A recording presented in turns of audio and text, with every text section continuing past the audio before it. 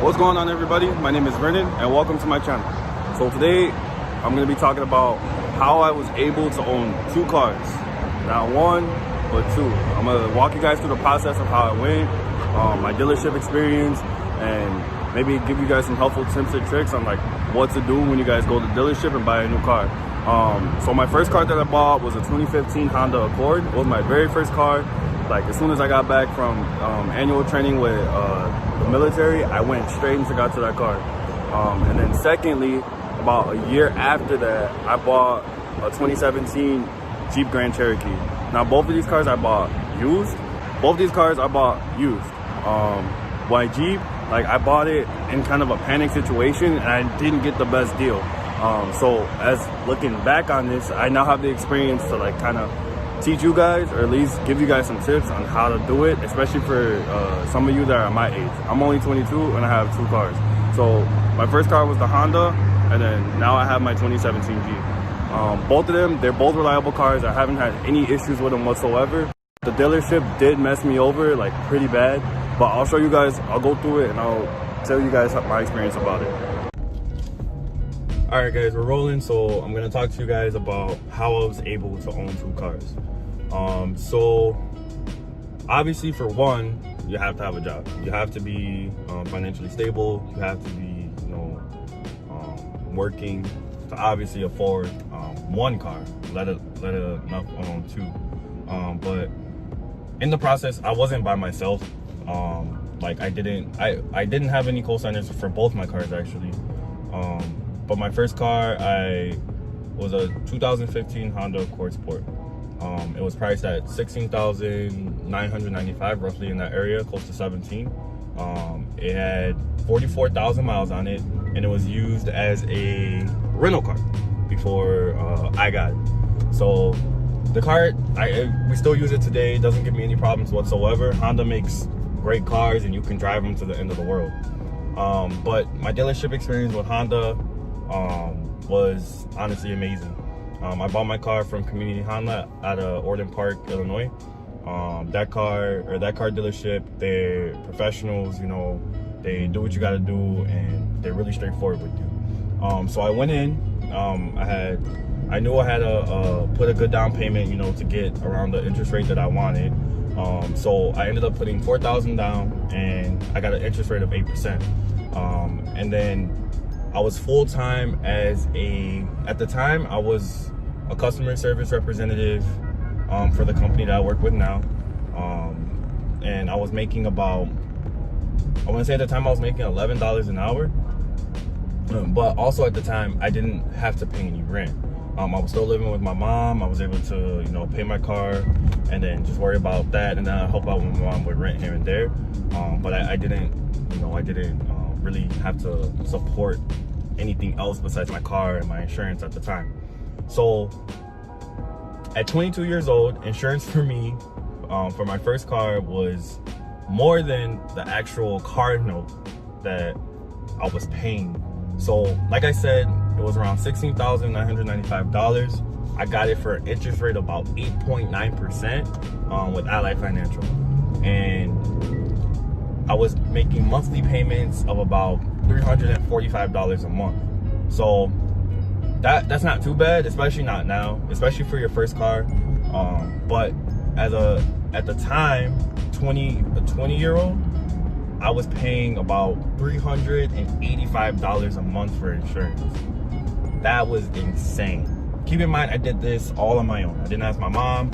I didn't ask for her to put me under her insurance. I didn't ask, her for help for my down payment or anything like that. I did all that on my own. And then if you're around in the same area or same age, group as me, having your own, you guys know, like that's most important. Like that feels so good to do. But that was my first experience with buying a car at Honda, and then they pretty much set the bar, and the bar was up here. Now getting into buying my Jeep. So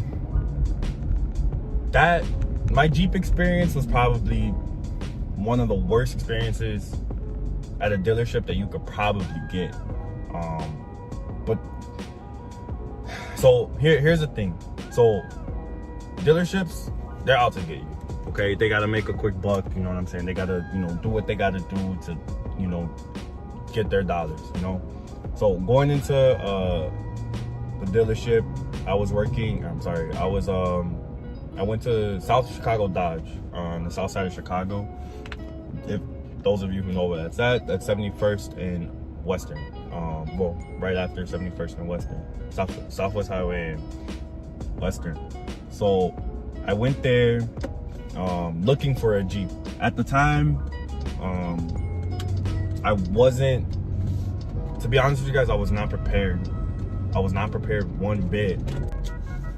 So I was not ready to buy this Jeep, okay? I was not prepared at all, okay? I didn't have any money to put down. I was panicking in the moment because I was kind of having like a midlife crisis going on, relationship wise. Like, I wanted to make sure my son's mother was able to drive, around, and like all these other things. It was a lot for me. But point is, I go into South Chicago Dodge. They tell me, hey, what are you looking for? This and that. I said, hey, well, oh, sorry. My first attempt was to trade in my Honda for this Jeep, or to get a Jeep, Grand Cherokee. I knew what I wanted. I knew I wanted it to be a Jeep Grand Cherokee. I knew that I wanted it to be black, and then I just knew that, whatever. So here's an inexperienced person buying a car, going into a dealership like South Chicago Dodge. So I go into the dealership, they do the credit application, they do all this, they do all that, and they're telling me, you're upside down, we're not gonna, like, you have to put pretty much a lot down to get the car, and pretty much, like, it wasn't worth it. So they showed me an offer. It was about $694 a month. That's with nothing down, and this and that. And I'm talking it over. I'm like, man, that's not the move at the moment. And then I was telling them, I said, hey, I don't think I'll be able to do that. And then here he comes, with a second. I was like, oh, this is just in. How about this? 300 down, we can get you $550 a month. But they wouldn't take the car. They're not gonna buy the Honda. They're not gonna, what I'm saying, like that's a done deal. I have to keep the Honda, and I'll just pay $500 a month for $595 a month for the Jeep. I was like, you put 300 down. I said, okay. Okay, I can do that. That's manageable. She can take care of that, the Honda, and then I can take care of the Jeep. We have the Jeep, my son can have more space in the car, this and that. That's how I'm thinking. However, Jesus Christ. That's not how it went down. So I accepted the offer for $594. I put 300 down off credit card. We're doing all the paperwork. He asked me if I want to get, so when you get to financing, you get to them, they ask you, do you want to have gap insurance? You know what I'm saying? You can put on gap insurance, it covers the loss of the car, this and that. It's like $40 extra a month. I said, what, screw it. So and it ended up coming out to $640 a month. And like that would have been that. Turns out, so before even that, sorry. So let me tell you a little bit more about my Jeep. So the Jeep was 2017 used, and this was also a fleet car. So it was also a rental car before I bought it, and it had 54,000 miles on it at the time. So, I mean, inexperienced, trying to, what I'm saying, like, make things work. So, like I said, I end up going to finance. I get the gap insurance to cover the, what I'm saying, everything like that, and I get the extended warranty. So with the extended warranty, I'm paying $650 a month for this Jeep. So I said, screw it, you know what, let's get it, I'll do it, you know, we need it for now. So turns out, I signed it all off, I put tints on it, you know what I'm saying, you know, I'm showing it off, you know, hey, I got this new Jeep, this and that, you know what I'm saying. Turns out, you know, I get a call from them a week later, they said, hey, you know, the paperwork didn't go through, come on back, you gotta re-sign paperwork. So at the time, I'm just thinking, I'm like, oh, you know, they probably messed something up, this and that. So I drive back down to the dealership, and they let me know, they said, hey, the initial, they didn't accept it. They said they didn't accept the loan. They were, the bank was a Capital One Auto Finance at the time. They said, you know, they didn't accept it. You have to go with another lender. And so I ended up having to go with Chrysler Capital or giving the car back. Now keep in mind, I already put like $160 on the wasting on window tints, and I'm already falling in love with it. My son's liking it, you know what I'm saying? I'm showing it off, this and that. I'm in love with the vehicle pretty much. And they're telling me that, you know, oh, you're gonna have to come out some more money. So I'm like, okay, so how much would I have to pay if I switch over to Capital One? So they're like $697. And I'm flustered, and I'm upset, and you know, like I wanna be angry, this and that, but I'm inexperienced at this, you know, like I didn't realize, you know, what I was putting myself into. So all in all, I ended up agreeing with it. I agreed with it. I got the $690. I ended up paying the $694. They asked me if I want gap insurance, of course. I put gap insurance on the car. They asked me if I wanted to put the extended warranty. Now, if I would have got the extended warranty on my vehicle, it would have been $740 a month. And that I could not afford. Like, I could not afford $740 a month. That's a brand new vehicle. And here I am, I was 21 at the time, 21 years of age, almost paying $740, or I could have got a brand new damn Jeep, you know what I'm saying, for the same price that I was paying. And then my interest rate was 18%. So 18% on my Jeep. So here I am with 2015 Honda Accord at 8%, and then a Jeep Grand Cherokee at $694. It was a lot, and for a while I struggled. You know, each check I would either be paying rent, or I would either be paying my car, and that was that. I didn't have much money, you know, left, but luckily I wasn't alone, you know, in the process. I had support from my child's mother, and I'm truly grateful for her. But point is, you know, I struggled for a while because I didn't know what I was doing. But now, fast forward to today. I still have my Honda. I still have the Jeep, as you guys can see.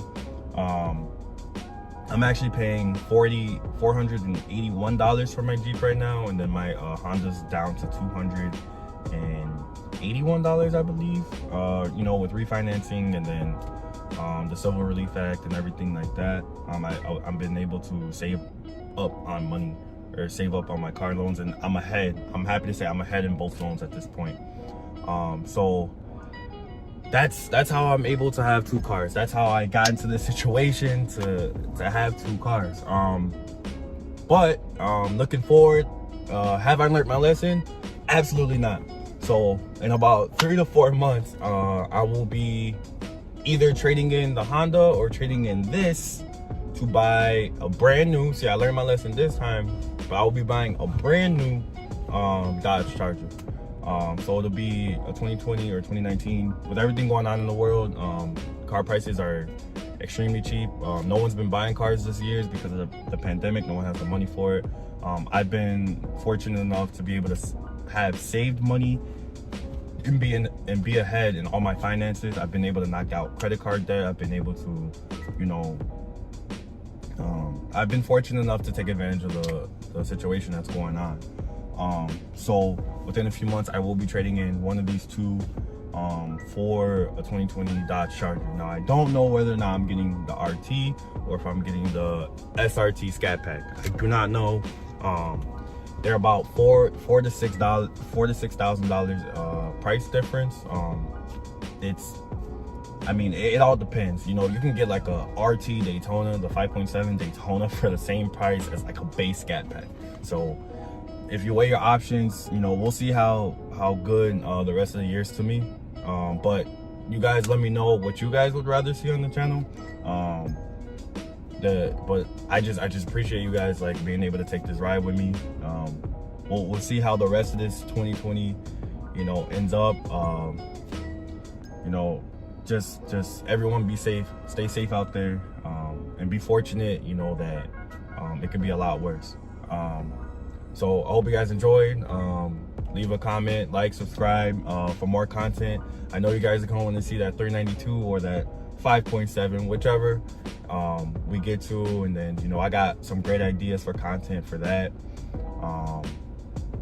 I'll be starting vlogging pretty soon. I'll be vlogging a lot more. Right now I'm on military duty right now, so I'm not vlogging too much of that, but that's coming to an end. So I'll be vlogging a little bit more of my daily life, you know, and stuff with my son. You guys will meet my son, you guys will meet my boys, you guys will meet my girl, you know, you guys will do all that, you guys will see all that. But just, you know, leave a like, comment, subscribe, and then see you guys in the future. Appreciate it.